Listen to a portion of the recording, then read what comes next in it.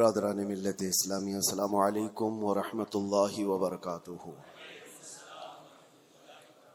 الحمد للہ الحنان المنان الذي خلق الانسان وعلمه البيان، والصلاة والسلام على رسوله سید الانس والجان وعلى آلہ واصحابہ ذوی الخیر والاحسان، اما بعد فأعوذ بالله من الشیطان الرجیم، بسم اللہ الرحمن الرحیم۔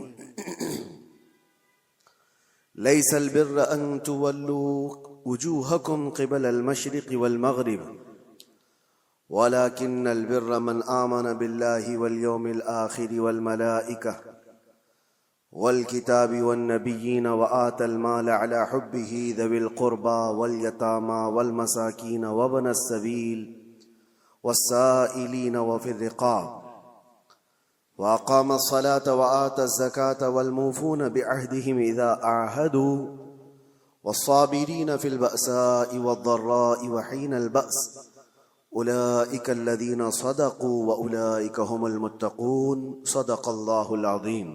بارگاہ رسالت معاب صلی اللہ علیہ وسلم میں درود پاک کا ہدیہ پیش کریں۔ اللہم صلی علی سیدنا محمد معدن الجود والکرم وآلہ واصحابہ الکرام وابنہ الکریم وبارک وسلم صلاة دائمة سرمدا ابدا۔ عزیزان گرام وقار، سب سے پہلی چیز انسان کو جو سیکھنی چاہیے وہ انسانیت ہے۔ انسانیت کیا چیز ہے؟ انسان جو اس کائنات میں آیا ہے اسے اپنی انسانیت معلوم ہو، میں کیوں آیا ہوں، اور اس کے بعد پھر تمام چیزیں ہیں۔ اسی لیے قرآن میں اللہ تعالیٰ فرماتا ہے نیکی صرف اس کا نام نہیں ہے کہ تم اپنا منہ مشرق کی طرف کر لو، مغرب کی طرف کر لو۔ ابھی جو آیت میں نے آپ کے سامنے تلاوت کی ہے سورہ بقرہ کی، رب تعالیٰ فرماتا ہے نیکی صرف اس کا نام نہیں ہے کہ تم پورب کی طرف پچھم کی طرف اپنا چہرہ کر لو، بلکہ نیکی اصل یہ ہے کہ اللہ پر ایمان لاؤ، اس کے فرشتوں پر، اس کے نبیوں پر، اور اس کے بعد رب تعالیٰ فرماتا ہے اپنا مال اللہ کی محبت میں رشتہ داروں کو، مسکینوں کو، یتیموں کو، مسافروں کو دیا کرو۔ ان کے جذبات سمجھنا، یہ انسانیت ہے۔ انسانیت کہتے کسے ہیں؟ انسانیت کہتے ہیں اپنے اندر سے نکل کر کے دوسرے انسانوں کی فیلنگ کو سمجھنا، ورنہ تو پھر وہ سیلفش ہوتا ہے، مطلبی ہوتا ہے، صرف وہ اپنی سہولیات کے لیے دوڑ بھاگ کر رہا ہے تو اسے انسانیت پتہ ہی نہیں ہوتی۔ جیسا کہ آج چل رہا ہے، ہر کوئی جو دوڑ رہا ہے اس کا اپنا ایک ٹارگٹ ہے، اس کا اپنا ایک گول ہے۔ وہ چاہے بڑے سے بڑا نیتا ہو، وہ جہاں تک بھی پہنچ جائے وہ خاموش نہیں ہے، اس سے آگے دوڑ رہا ہے۔ لیکن اس کی دوڑ کے پیچھے ریزن اگر آپ تلاش کریں گے تو یہی ملتا ہے کہ وہ ایک کمفرٹ زندگی چاہتا ہے، ایک آرام دہ زندگی چاہتا ہے۔ اس کو ایک بڑا بنگلہ چاہیے یا اپنی اولاد کو سیٹ کرنا ہے، صرف اور صرف اپنے حد تک سوچ رہا ہے۔ وہ بندہ کہاں ہے جو دوڑ بھاگ کرتا ہے تو غریبوں کے لیے، مسکینوں کے لیے، یا پھر دوسرے انسانوں کے لیے جی رہا ہو؟ انسانیت اس کو کہتے ہیں۔ وہ بہت خال ہیں، آج بہت کم لوگ ہیں۔ میں نہیں کہتا کہ صفحہ ہستی سے مٹ گئے، بہت کم ہیں۔ انسانیت کے لیے سب سے پہلے اس روئے زمین پر میں آپ کو بتاتا ہوں، قانون کی شکل میں کوئی اگر یہاں انسانوں کے پاس کوئی چیز آئی، دستاویز آئی، تو سب سے پہلے اسلام نے لایا ہے۔ سب سے پہلے اللہ کے حبیب صلی اللہ تعالی علیہ وسلم نے صرف اور صرف نمازوں کی، زکوٰۃ کی، حج کی تبلیغ نہیں فرمائی۔ آپ اگر حضور پاک صلی اللہ تعالی علیہ وسلم کی تعلیمات کا حصہ دیکھیں تو اکثر حصہ یہ انسانیت کے متعلق ہے۔ اور سب سے پہلے آپ کو میں اگر یہ بتاؤں، حضور پاک صلی اللہ علیہ وسلم نے یہ فرمایا وہ شخص مومن ہی نہیں جس کے شر سے، جس کے فتنے سے اس کا پڑوسی محفوظ نہ ہو، وہ مومن نہیں ہے۔ دوسری حدیث ہے اللہ کے حبیب صلی اللہ علیہ وسلم فرماتے ہیں کہ وہ شخص ایمان والا نہیں ہو سکتا کہ پیٹ بھر کر کھا کر سویا ہو اور اس کا پڑوسی بھوکا سو رہا ہو۔ ایک روایت میں ہے کہ جب تم اپنے گھر میں سالن بناؤ تو پانی تھوڑا سا زیادہ کر لو تاکہ تم اپنے پڑوسی کو بھی وہ پہنچا سکو۔ ضروری نہیں کہ پانی والا ہی پہنچائے، اگر تمہاری استطاعت نہیں ہے تھوڑا سا ہی بنتا ہے۔ تو یہ ایک مثال دی گئی ہے۔ یہ ہیں دوسروں کے حقوق کے سلسلے میں اسلام کی تبلیغ۔ آپ کو میں بتاؤں یہ انسانیت ہے، اور جس سے آج دنیا فراموش کر چکی ہے۔ سب کے سب اکثر مطلبی لائف جینا چاہتے ہیں، سیلفش لائف، جس میں صرف اور صرف اس کا اپنا چاہیے۔ اور خاص طور پر یہ بڑے بڑے شہروں کی بات میں اگر کہوں، میٹروپولیٹن سٹیز جو ہیں، بڑے بڑے اپارٹمنٹ میں رہنے والے لوگ، حیرت ہوتی ہے اسی فلور پہ 20-25 سال سے لوگ رہ رہے ہیں، لیکن ان کو پتہ ہی نہیں ہے کہ پڑوس میں کون رہتا ہے۔ بلڈنگ میں جنازہ نکل رہا ہوتا ہے اور لوگوں کو پتہ ہی نہیں ہوتا کہ کون مرا آج۔ انسانیت ایسی نہیں تھی پہلے میاں۔ گاؤں کی آج بھی تہذیب ایسی ہے کہ گاؤں کے کسی بھی گھر میں چھوٹی سی بھی بات ہو تو پورے گاؤں والوں کو خبر ہو جاتی ہے اور سب اس کے گھر جمع ہو جاتے ہیں۔ یہ شہروں میں خاص طور پر زندگی انسانیت سے ہٹتی چلی جا رہی ہے۔ سیلفش لائف جینا چاہتا ہے انسان، میں بھلا میری لائف بھلا بس، بلکہ سارے رشتے ناتے سب ختم کر کے دنیا اس کو پوش لائف کہتی ہے۔ کچھ ایسی سوسائٹیز ہیں جہاں پر گیٹ بھی لگا دیے گئے کہ لوگ آنا جانا نہ رکھیں، کوئی آ نہ سکے ہمارے گھر، اور گھر ایسے بنائے جائیں کہ زیادہ طور پر گھر میں کوئی آ کر کے رہ نہ سکے۔ یہ ساری انسانیت سے گری ہوئی حرکات ہیں۔ آؤ مصطفیٰ کریم صلی اللہ تعالیٰ علیہ وسلم کے اس معاشرے میں، حضور کی بارگاہ میں ایک دن کوئی مہمان آیا۔ اللہ کے نبی صلی اللہ تعالیٰ علیہ وسلم نے فرمایا کوئی ہے میرے صحابہ میں جو میرے اس مہمان کی مہمان نوازی کرے آج؟ کون نہیں کرتا؟ ایک صحابی حضرت طلحہ اٹھتے ہیں، کہتے ہیں یا رسول اللہ میں ان کو گھر لے جاتا ہوں۔ جبکہ گھر کی کیا سچویشن ہے انہیں خبر نہیں ہے۔ ہوتا ایسا ہی نا کہ گھر میں کھانا ہے بھی کہ نہیں ہے پتہ نہیں ہو تو کسی اور کو کیسے لے کے آئیں گے، لیکن اس صحابی نے کہا رسول اللہ کا مہمان ہے، لے کر چلیں گے۔ جب گھر لے کر کے آئے تو آج کی بیویاں نہیں تھی جو کوستی کہ آنے سے پہلے اطلاع تو کر دیتے، دودھ چائے کا انتظام تو کر لیتی۔ یہ جو آج کوستی ہیں نا، وہ صحابیہ تھی، اپنے شوہر سے کہتی اتفاق ایسا ہے کہ آج ہمارے گھر میں صرف ایک آدمی کے کھانے کی بھر کی چیز موجود ہے، اور وہ لوگ پہلے سے 3 لوگ تھے، شوہر بیوی اور بیٹا، مہمان ایک آیا ہے۔ تو حضرت طلحہ گھبرائے اور کہا صرف ایک آدمی کھا سکتا ہے اور ہم 4 لوگ ہیں، کیا کیا جائے؟ رسول اللہ کا مہمان ہے۔ وہ صورت نہیں ہے کہ یہیں سے باہر سے مصافحہ کر کے بھیج دیا جائے۔ صحابیہ خود کہتی ہیں، زوجہ صحابی کی کہتی ہیں آپ گھبرائیں مت، بچے کو میں تھپک کر کے سلا دوں گی کسی طرح، رات کو وہ سو جائے گا، اور جب آپ دسترخوان پر بیٹھیں میں کھانا لا کر کے پیش کر دوں گی اور چراغ گل کر دینا۔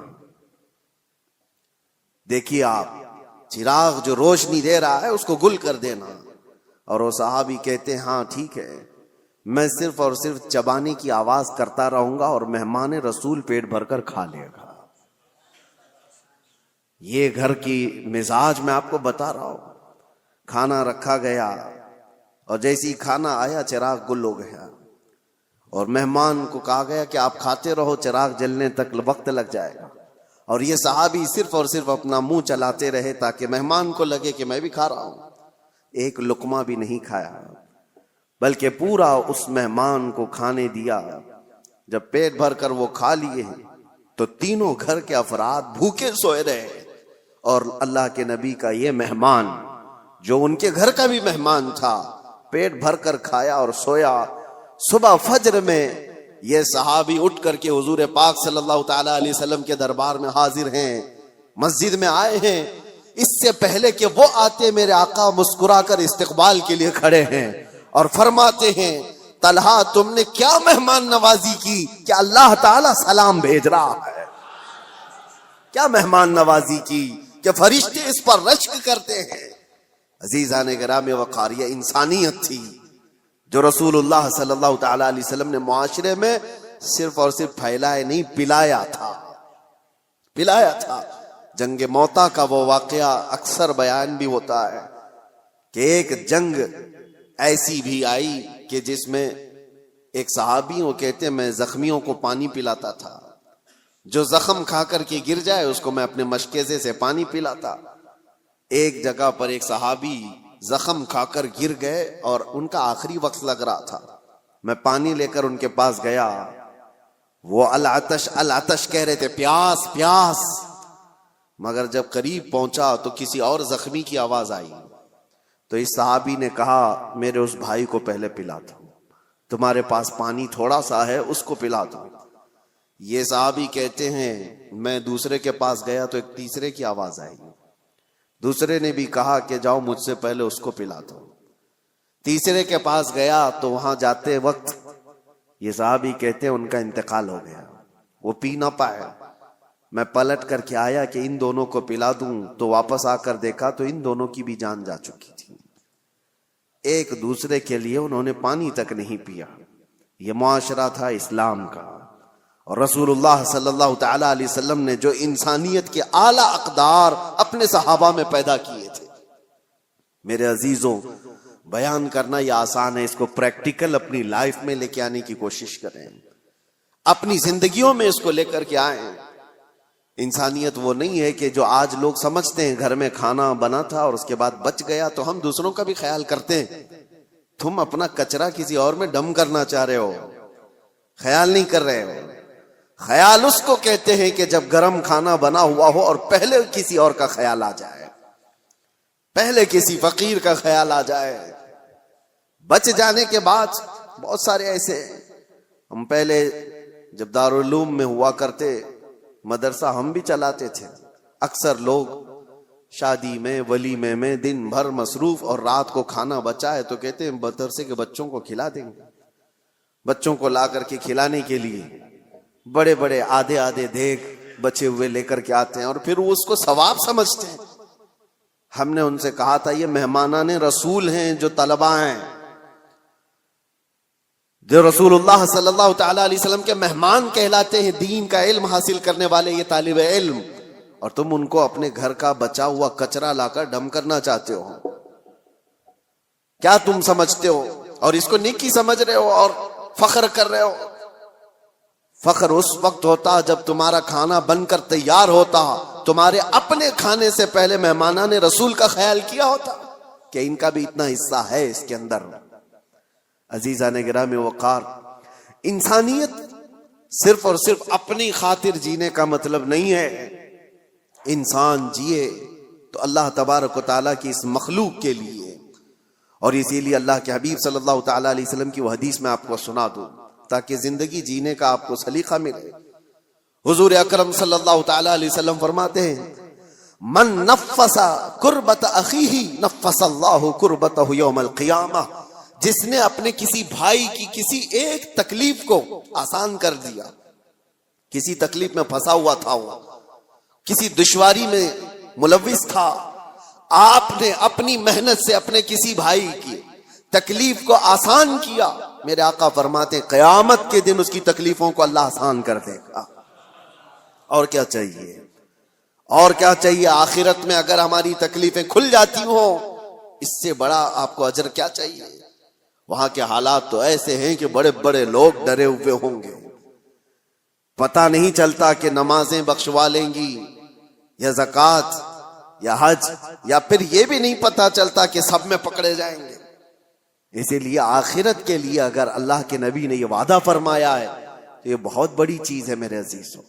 راستے سے تکلیف دہ چیز کو ہٹانا، حضور فرماتے ہیں اماطۃ الاذی عن الطریق صدقۃ، راستے سے تکلیف دینے والی کسی چیز کو اٹھا دینا ایک صدقے کا ثواب ہے، ایک صدقے کا ثواب ہے۔ میں نے پڑھا تھا، ایک بزرگ تھے، آپ کو حیرت ہوگی سن کر کے، پہاڑ کے اوپر انہوں نے 60 سال زندگی گزاری. 60 سال کس کام کے لیے جانتے ہیں آپ سوچتے ہوں گے گوشہ نشین اکثر جو بڑے بزرگان دین کا سنتے ہیں ہم کہ وہ عبادت کے لیے مخلوق سے دور چلے جاتے ہیں. نہیں، اس بزرگ کی حیرت کی بات ہے، وہ 60 سال تک پہاڑ کے اوپر ایک راستے پر زندگی گزارتے رہے. کس لیے؟ ان سے کسی نے پوچھا تھا پہاڑوں پر جو راستہ ہو کر گزرتا ہے، گھوڑے دوڑتے ہوئے آتے تھے، تو اکثر آپ نے دیکھا ہوگا آج بھی جو پہاڑوں کے راستے ہوتے ہیں، گھاٹی کے راستے جن کو کہتے ہیں، بہت اس کے اندر ٹرن ہوتے ہیں، وہ سیدھے راستے ہوتے نہیں ہیں، بہت زیادہ اس کے اندر پیچ ہوتے ہیں. وہ بزرگ ایک ایسی جگہ پر اپنی جھوپڑی لگائے ہوئے تھے جس کے پیچھے پوری کھائی تھی اور سامنے سے راستہ تھا، اور وہ ایک ڈینجر جگہ تھی. وہ کہتے ہیں کہ وہ صرف انہوں نے 60 سال وہاں پر اس لیے گزارے کہ آنے والا جو بھی مسافر آتا اس کو سامنے کی کھائی دکھتی نہیں، اور کئی مرتبہ گھوڑے چھلانگ لگا کر ادھر چلے جاتے تھے، وہ کھائی کی طرف چلے جاتے تھے. اس کھائی کے پاس جیسے آج ڈیوائیڈر ہوتا ہے، آج تو بہت کچھ سیفٹی کے لیے چیزیں بنا دی گئی ہیں، یا کھمبا رکھ دیا گیا ہے نشانی کے طور پر کہ یہاں سے ٹرن ہے. اس وقت اس بزرگ نے 60 سال صرف اس لیے گزارے کہ آنے والے مسافروں کو ہم راستہ ٹرن کر دیں، اشارے سے وہ بتا دیتے کہ یہاں پر راستہ ختم ہے، تم یہاں سے موڑ لو. صرف اس کام کے لیے انہوں نے 60 سال گزارے. حیرت ہوتی ہے کچھ وہ لوگ ہیں جنہوں نے اپنی زندگیاں اللہ تبارک و تعالیٰ کی اس مخلوق کے لیے وقف کی، صرف اپنے لیے نہیں جی. اور انسانیت اسی کا نام ہے. اور ایک حدیث پاک مسلم شریف کی میں آپ کو سنا دوں، بلکہ یہ صحیح حدیث کئی صحاح میں موجود ہے، بخاری مسلم. اللہ کے نبی صلی اللہ تعالی علیہ وسلم ارشاد فرماتے ہیں المسلم من سلم المسلمون من لسانہ ویدہ. مسلمان تو وہ ہے جس کی زبان سے اور جس کے ہاتھ سے دوسرے لوگ محفوظ رہیں. وہی مسلمان ہے جس کی زبان سے اور جس کے ہاتھ سے دوسرے مسلمان محفوظ رہیں. اور جو دوسروں کی ٹانگ کھینچنے میں اپنی زندگی گزار دیتا ہو تو اسے اپنے آپ کا احتساب کرنا چاہیے، وہ مسلمان ہے یا نہیں. لوگوں نے آپ آج کیا سمجھ لیا ہے دین کو. دین کا مطلب داڑھی رکھ لینا اور ٹوپی پہننا اور جبہ پہننا، مسجدوں میں نظر آنا. میں آپ کو بتاتا ہوں دین کے اگر 2 حصے کیے جائیں نا، عبادات اور معاملات. عبادات نماز ہے، روزہ ہے، حج ہے، زکوٰۃ ہے، تسبیح و تحلیل، خیرات، یہ ساری چیزیں عبادات میں آ گئی. عبادات کا کتنا % دین میں ہے؟ اور معاملات میں کیا کیا آ گیا؟ معاملات میں سارے حقوق، ماں باپ کے حقوق، بھائیوں کے حقوق، بہنوں کے حقوق، اولاد کے رائٹس، پڑوسیوں کے رائٹس، استاد شاگرد کے، مالک آقا کے، غلام آقا کے، یہ سارے حقوق، بیوی کے حقوق، شوہر کے حقوق، طلاق، عدت، نکاح، خرید و فروخت، بازاروں کے حقوق، یہ سب چیزیں معاملات میں آ گئے. ایک حصہ ہے دین کا عبادات اور ایک حصہ ہے معاملات. معاملات اور عبادات دین میں کتنے % ہیں آپ کو پتا ہے؟ عبادات کل ملا کر کے 25% ہے اور معاملات 75% ہے. دین میں معاملات 75% ہے اور عبادات 25% ہے. اور آج لوگ کیا سمجھتے ہیں؟ جو عبادات میں بہت نظر آتا ہے ارے وہ دیندار آدمی ہے، نمازوں میں، اس کی داڑھی میں، اس کی ٹوپی میں نظر آتا ہے تو وہ دیندار ہے. میاں وہ تو صرف 25% کا دیندار ہے. اصل دیندار وہ ہے جو معاملات میں اچھا ہے، معاملات میں پکا ہے. یہاں نمازیں بھی پڑھتا ہے اور لوگوں کو دھوکے بھی دیتا ہے. کچھ لوگوں نے داڑھی صرف اس لیے رکھی کہ لوگوں کو ٹوپی پہنائے، لوگوں کو دھوکہ دے. یہ انسانیت نہیں ہے میرے عزیزوں، وہ غدار ہے. اور لوگ جو یہ سمجھتے ہیں کہ لوگ داڑھی والے دھوکہ دیتے ہیں، ایسا نہیں ہے. داڑھی والے نہیں دھوکہ دیتے، دھوکہ دینے والا داڑھی رکھ لیتا ہے. داڑھی والے چور نہیں ہوتے بلکہ چور داڑھی رکھ لیتا ہے. تاکہ وہ اپنی چوری کو آسانی سے نبھا سکے. اس بات کو، فرق کو آپ سمجھا کریں. اور جس نے اس چیز کو استعمال کیا وہ دنیا میں بھی خائب و خاسر ہے، آخرت میں بھی بہت ذلیل و رسوا ہوگا. معاملات میں آپ پکے ہو جائیں. جس کے ساتھ جو بات ہوئی ہے اس کو مکمل رکھیں، باتوں میں ہیرا پھیری نہ ہو. جھوٹ بولنا اور دھوکہ دینا، آج جیسے کہ لوگ معاملات میں شک کرنے لگ گئے کہ مسلمانوں کے ساتھ ڈیل کرنا مشکل ہے، کہ پتہ نہیں ہے کب بھاگ جائے، کب دھوکہ دیتے. نہیں میرے عزیزو، اللہ کے نبی صلی اللہ تعالی علیہ وسلم نے وہ معاشرہ بنایا تھا جہاں لوگ فخر کرتے تھے مسلمانوں کے ساتھ تجارت کرنے میں، اس لیے کہ دھوکہ اسلام میں جائز نہیں. اور ایک بات میں آپ کو بتا دوں، لوگوں نے یہ محسوس کر لیا ہے کہ صرف مسلمان کو دھوکہ نہیں دینا چاہیے، غیر مسلم کو دے سکتے ہیں. اسلام کسی بھی انسان کو دھوکہ دینے کی اجازت نہیں دیتا، چاہے وہ ہندو ہو، کرسچن ہو، یہودی ہو، کسی بھی. غش جس کو کہتے ہیں، دھوکہ اسلام میں جائز ہی نہیں. کسی صاحب نے ہم سے کہا تھا کہ بغیر ٹکٹ کے میں سفر کر لیتا ہوں. کہا کیوں؟ کہا وہ ہماری تھوڑی نہ ہے، وہ تو ان کی ہے، حکومت اس کی ہے، اور وہ تو لوٹ کے کھا ہی رہے ہیں. میرے عزیزو، چور اگر چوری کر رہا ہے تو تو برابر کی چوری کرے گا، کسی کی بھی ہو، یہ جائز نہیں ہے. اسلام میں غش اور دھوکہ کسی طرح سے جائز نہیں. کئی ایسے مسائل ہمارے پاس آتے ہیں، جاب کرنے والے بچے نوکریاں کرتے ہیں کمپنیوں میں، ان کے مالک نان مسلم ہیں. کئی مرتبہ وہ یہ پوچھتے ہیں کیا ہم اپنی کچھ چیزیں ان سے چھپا کر کے حاصل کر سکتے ہیں جبکہ وہ غیر مسلم ہیں؟ نہ، جائز نہیں ہے. بلکہ وہاں تمہارے لیے اور بڑی ذمہ داری ہو جاتی ہے، اور بڑی ذمہ داری ہو جاتی ہے. صرف تمہارے اس کے ساتھ معاملات ہی نہیں ہے، بلکہ اس وقت تم اسلام کے ریپریزنٹیٹیو ہو، وہ تمہارے ذریعے سے اسلام کو دیکھ رہا ہے. انگلینڈ میں ایک مسئلہ ایسا پیش آیا تھا، بس کا ایک کنڈکٹر ٹکٹ دیتے دیتے اٹھنی، جس کو وہاں پر پینی کہا جائے، ہاف پاؤنڈ، ہمارے یہاں کی اٹھنی جس طرح سے ہو، 1 روپے کے 2 حصے، ہاف پاؤنڈ ایک بندے کو زیادہ دے دیا اس نے ٹکٹ میں، ٹکٹ کے بچت میں واپس. اور اس کے بعد ہو سکتا ہے غلطی سے اس طرح پیسے آ جاتے ہیں. وہ مسلمان تھا، اس نے رکھ لیا، اور اس کو پتا بھی ہے کہ میرے پاس ہاف پاؤنڈ زیادہ آیا ہے. وہ رکھ لیا. سفر تقریباً 1 گھنٹے کا تھا. کئی مرتبہ وہ بندہ سوچتا بھی رہا کہ ہاف پاؤنڈ واپس کر دوں. پھر اس نے دل میں یہ سوچا، ہاف پاؤنڈ سے اس کا ہونے والا کیا ہے؟ یہ تو اچھی سیلری والا ہے، ہاف پاؤنڈ سے اس کا کیا بھلا ہونے والا ہے؟ میرے پاس رہ گیا تو کون سی بڑی بات، رکھا رہا.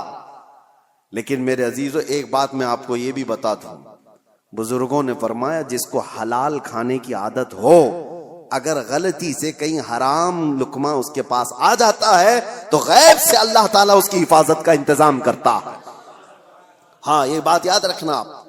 آپ حلال کھانے کے عادی ہیں، کبھی حرام لقمہ آپ کے پاس آ گیا تو آپ کے ہاتھوں میں کپ کپی آ جائے یا آپ کے منہ میں متلی آنے لگ جائے، اللہ حفاظت فرماتا ہے، کوئی ذریعہ پیدا کرتا ہے. وہ بندہ ہے 1 گھنٹے کے سفر میں کشمکش میں تھا. اخیر میں اترنے سے پہلے اس نے سوچ لیا، ہاف پاؤنڈ سے اس کا کچھ نہیں ہوتا تو میرا کون سا ہوتا، میں کیوں رکھوں، میرے لیے کہاں حلال ہے. لے جا کر کے اس کنڈکٹر سے اس نے کہا کہ یہ آپ نے مجھے ٹکٹ سے واپس دینے کے وقت زیادہ دیا تھا، یا آپ کے پیسے لے لیجیے. اس نے رکھ لیا. کنڈکٹر نے کہا غلطی سے نہیں دیا تھا، جان بوجھ کے دیا تھا، غلطی سے نہیں دیا تھا. میں جانتا ہوں تو مسلمان ہے، اور میں پچھلے کئی سالوں سے اسلام کو پڑھ رہا ہوں، اس کی امانتوں کو پڑھ رہا ہوں، اور آج میں دیکھنا چاہتا تھا کیا اسلام کا وہ اثر آج بھی باقی ہے. تو نے واپس کر کے اپنے اسلام کا وہ اثر مجھے دکھا دیا. میرے عزیزو، آپ صرف یہ نہ سمجھیں کہ معاملات میں صرف آپ ہیں اور سامنے والا ہے. آپ اسلام کے ترجمان ہیں، اس وقت اسلام کے ایمبیسیڈر ہیں، آپ اس وقت اسلام کے ریپریزنٹیٹیو ہیں، میرے آقا کے اخلاق کے علمبردار ہیں. دنیا آپ کو دیکھ کر کے اسلام سیکھنا چاہتی ہے، آپ کو دیکھ کر کے اسلام کو سمجھنا چاہتی ہے۔ کتابوں سے پڑھا ہوگا، عمل سے سمجھ جاتے ہیں۔ اس لیے اپنے معاملات کو صحیح کرو۔ جو بات میں عرض کر رہا تھا وہ انسانیت کی، انسانیت اسلام نے جو سکھائی ہے، میں چیلنج کے ساتھ کہتا ہوں پوری کائنات میں اس کا مثیل، اس کی نظیر نہیں لا سکتے، نہیں لا سکتے۔ اللہ کے نبی صلی اللہ تعالی علیہ وسلم نے انسانوں کے احترام کے لیے ہی تو بیان فرمایا۔ اس مکہ میں جہاں بیٹیوں کو مار دیا جاتا تھا، لڑکیوں کو دفن کر دیا جاتا تھا، اللہ کے رسول صلی اللہ تعالی علیہ وسلم نے وہ انقلاب نہیں پیش کیا کہ ایک بیٹی بھی اگر تم نے پال کر کے اس کی شادی کر دی، حضور فرماتے میری شفاعت اس پر واجب، وہ جنت کے لیے میرے پاس آئے۔ بچیوں کے حقوق کو بڑھایا، ماں اور بہنوں کے حقوق کو میرے آقا صلی اللہ تعالی علیہ وسلم نے کیسے بیان فرمایا۔ پہلے بہنوں کے حقوق نہیں دیے جاتے تھے، اور شریعت میں آج ان کا حصہ ہے۔ بہت سارے مسلمان آج مطلب پرست ایسے ہو گئے، مال زیادہ آ گیا، باپ کی طرف سے وراثت ملی تو اس پر ناگ سانپ کی طرح بیٹھ گئے اپنی بہنوں کا حصہ مار کر کے، اور وہ یہ کہتے ہیں بہنوں کی تو ہم نے شادی کر دی تھی نا، اس میں تو لاکھوں خرچہ ہوا تھا۔ ارے وہ کھانا کھلائی ہوئی چیز کو تم انگلی ڈال کر کے الٹی کروانا چاہتے ہو؟ کسی بہن کی شادی کروانا یہ وراثت کی حصوں میں سے اس کو ڈیڈکٹ نہیں کیا جائے گا، وہ تو تمہارا اخلاقی فریضہ تھا جو تم نے ادا کر دیا، وہ تمہاری اخلاقی ذمہ داری تھی جو تم نے ادا کیا۔ بہنوں کا حصہ ماں باپ کی وراثت میں سے جتنا قرآن نے بتایا ہے اتنا دو، ورنہ قیامت کے دن ایک بالشت زمین کے بدلے 7 زمین و آسمان کا توق بنا کر اس کے گلے میں ڈالا جائے گا، وہ اٹھا نہیں پائے گا، اور بہت بڑے عذاب میں مبتلا ہوگا آخرت میں، بہت بڑے عذاب میں۔ تم کتنے دن کے لیے یہ حاصل کر رہے ہو بہنوں کے حقوق مار کر کے؟ لوگ یہ سوچتے ہیں اور ویسے ہی باپ جب مرا ہوتا ہے تمہاری بھی عمر 40 کے آس پاس ہو رہی ہوتی ہے، اکثر بچے کتنے تمہاری زندگی کے 15-20 سال، ان 15-20 سالوں میں اپنی بہنوں کے حقوق لے کر بیٹھ جاتے ہو، کیا تمہارا حاصل ہوا آخرت کے عذاب کے علاوہ؟ اللہ تعالیٰ نے قرآن میں جو بیان فرمایا اس کو پورا ادا کرو۔ لوگ یہ سمجھ بیٹھے کہ جس کا جتنا آ جائے وہ ہمارا ہے، یہ اسلام نہیں ہے۔ 40 سال تک بھی اگر تمہارے پاس کوئی اس کا مانگنے والا نہ آیا تب بھی وہ مال تمہارا نہیں ہے۔ حدیث پاک ہے، میں آپ کو صرف اور صرف اس کی ایک جھلک بتا دوں۔ حضور پاک صلی اللہ تعالی علیہ وسلم نے فرمایا کہ بنی اسرائیل کا ایک شخص، بنی اسرائیل میں 3 لوگ ایسے تھے جو ایک پہاڑ کی چٹان کھسک آنے کی وجہ سے غار میں پھنس گئے۔ وہ تو پناہ لینے کے لیے رکے تھے اور ایک چٹان آ کر غار کے منہ پر گر گئی، پھنس گئے، وہی قبر بن گئی۔ رونے لگے، گڑ گڑانے لگے، کوئی ان کے پاس آسرا نہیں تھا کہ نکل جائیں۔ تینوں نے یہ طے کیا کہ ہم دعا کرتے ہیں اللہ کی بارگاہ میں، ہو سکتا ہے اللہ تبارک و تعالیٰ دعاؤں کے ذریعے سے اس پہاڑ کی چٹان کو ہٹا دے۔ تو تینوں نے کہا اپنی اپنی نیکیاں یاد کرو جو زندگیوں میں کی گئی تھی۔ یہ صحیح حدیث ہے، میں آپ کو بتا رہا ہوں کون سی چیزیں اللہ کی بارگاہ میں مقبول ہیں۔ اس میں سے ایک بندہ اللہ کی بارگاہ میں سجدہ ریز ہوا، اس نے کہا اے اللہ تو جانتا ہے میں اس وقت تک گھر میں کھانا نہیں کھاتا تھا جب تک اپنی ماں کو نہیں کھلا دیتا تھا۔ اس کی بوڑھی ماں تھی، ایک رات وہ آیا اور بچے بھوکے تھے، اس وقت بچے باپ سے لپٹ گئے کھانے کے لیے۔ وہ بندہ کہتا ہے اس وقت بھی جب شدت سے مجھے بھوک لگی تھی میرے بچوں کو، سب سے پہلے میں اپنی بوڑھی ماں کو چبا کر کے کھلایا، پھر بچوں کو کھلایا۔ اے رحمان اگر تجھے یہ ادا پسند آئی ہو میری زندگی کی تو اس پہاڑ کی چٹان کو ہٹا دے۔ پہاڑ کی چٹان تھوڑی کھسک گئی، لیکن اتنی نہیں کہ وہ لوگ نکل سکتے۔ دوسرے نے سجدہ کیا اور اللہ کی بارگاہ میں دعا کیا، اے رب العالمین تو بہتر جانتا ہے میں اپنے چچا کی بیٹی کا عاشق تھا اور ہمارے درمیان محبت چلتی تھی۔ ایک دن ایسا آیا کہ سارے لوگ چلے گئے اور ہم دونوں تنہا تھے۔ ایک عاشق اور معشوقہ دونوں کسی جگہ تنہا ہو جائیں تو شیطان تیسرا آ ہی جاتا ہے۔ دونوں کہتے ہم گناہ کا پورا ارادہ کر لیے تھے، کوئی نہیں تھا، مگر میرے اس چچیری بہن نے مجھ سے کہا کہ ڈرو اللہ دیکھ رہا ہے، ہم تنہا نہیں ہیں۔ اور اس دن سے آج تک اے رب العالمین میں نے اپنے جسم کو گناہ کے دھبے لگنے سے بچا رکھا ہے. موقع تھا گناہ کا مگر تیرے خوف سے میں نے گناہ نہیں کیا. اس نیکی کو اس نے وسیلہ بنایا تو چٹان کھسک گئی. تیسرا جو بندہ تھا جو مجھے بیان کرنا ہے آپ کے سامنے, جو میرے ٹاپک ہے, جو ہمارا آج کا عنوان ہے, تیسرا بندہ وہ کہتا ہے کہ اے رب العالمین تو جانتا ہے کہ میں مزدوروں کو اپنے ہاں کام کے لیے رکھتا تھا, کام کراتا تھا, زمینوں کا مالک تھا. ایک مزدور ایسا بھی آیا میری زندگی میں کہ اس کی ماہانہ تنخواہ دی جانی تھی لیکن اس سے پہلے وہ غائب ہو گیا. توجہ, یہ بندہ کہتا ہے اللہ میں اس کی مزدوری کو, اس کی تنخواہ کو رکھ لیا, چاہتا تو کھا لیتا جیسے سارے سیٹ کھا بیٹھتے. جتنے بھی مزدوروں کی تنخواہ ہیں کاٹ لی جاتی ہے چھوٹی چھوٹی باتوں پر, اور جبکہ ان کو پتہ نہیں ہے. مسلمان اگر ہو تو توجہ, میرے آقا صلی اللہ علیہ وسلم کا فرمان ہے مزدور کا پسینہ سوکھنے سے پہلے اس کی مزدوری ادا کر دو. اللہ کو یہ پسند ہے. اب یہ بندہ کہتا ہے کہ وہ مزدور تنخواہ لیے بغیر چلا گیا, میں نے اس کی مزدوری کو لے کر ایک بکری خرید لی اور بکری کو پالا. رب تبارک و تعالیٰ کی بارگاہ میں وہ کہہ رہا ہے بکری کو پالا, بکری نے بچے دیے اور پھر اس میں برکت اتنی ہوتی گئی, سالوں بیت گئے, بکریوں سے بکریاں, بکریوں سے بکریاں اتنی بڑھ گئی کہ وہ ریوڑ ہو گیا, بلکہ ایک میدان میں بھی وہ بھر نہیں پاتی تھیں. مجھے شہر سے باہر جانا پڑا, شہر سے باہر بہت بڑا میدان ان بکریوں کے لیے. ایک بکری سے اتنی بکریاں ہو گئی.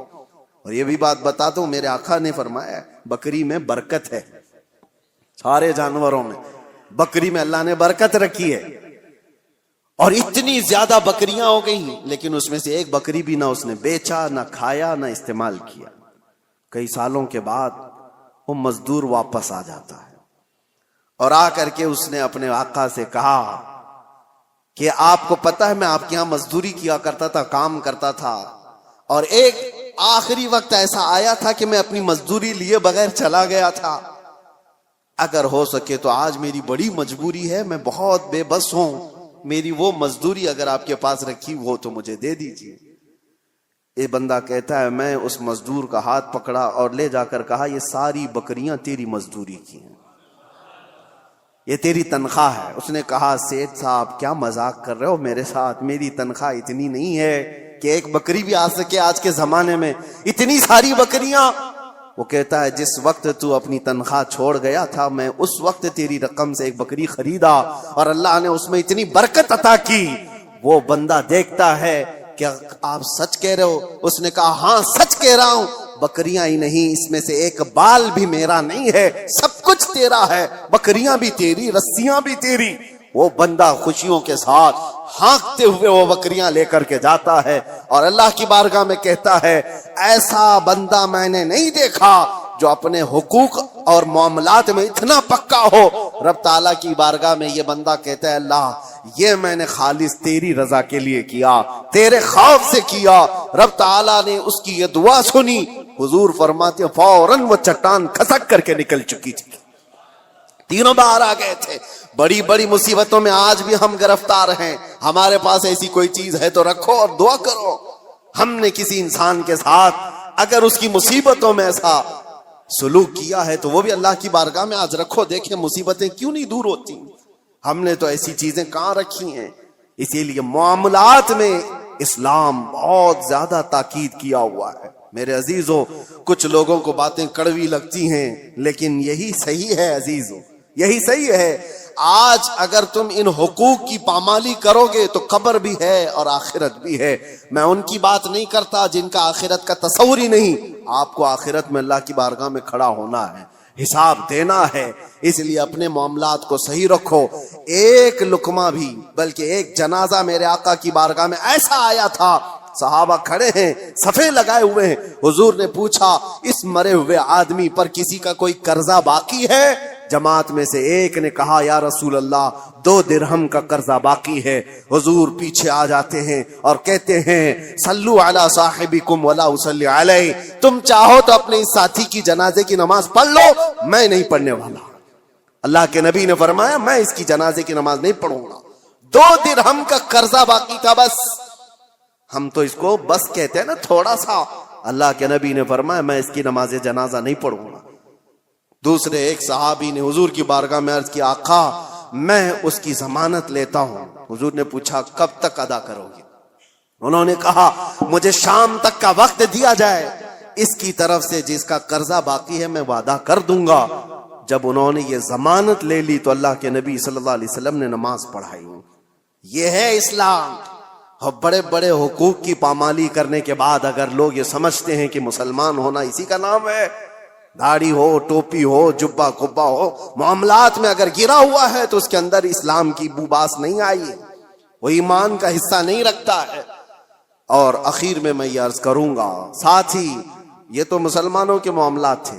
آپ کو میں بتاؤں انسانیت کے لیے, حقوق کے لیے سب سے پہلے ابھی آج کی اس دنیا میں جو ایک لائے عمل تیار کیا گیا اور ایک دستور آیا آسٹریا کے ویانا شہر میں 1993 میں پہلی یہ کانفرنس کے اندر اقوام متحدہ جس کو UN کہا جاتا ہے, جو یونائٹڈ نیشن, تقریباً 170 کنٹریز مل کر کے یہ حقوق بنائی کہ انسانوں پر کیا کیا حقوق ہو سکتے ہیں, کوئی ایک دوسرے کے حق تلفی نہ کرے, جنگوں کے حقوق. یہ ساری چیزیں کب بنی ہیں؟ یہ آپ فیڈریشن ہے, اس کا نام ہے ویانا فیڈریشن. اس نام سے یہ پوری دنیا میں عام کیا گیا. 1993 کی بات کر رہا ہوں, آج سے تقریباً صرف اور صرف 32 سال پہلے. سمجھ رہے ہیں آپ, 32 سے 33 سال پہلے پوری دنیا میں انسانوں کے حقوق کے لیے ایک لائحہ عمل بنایا گیا, ایک دستور بنایا گیا.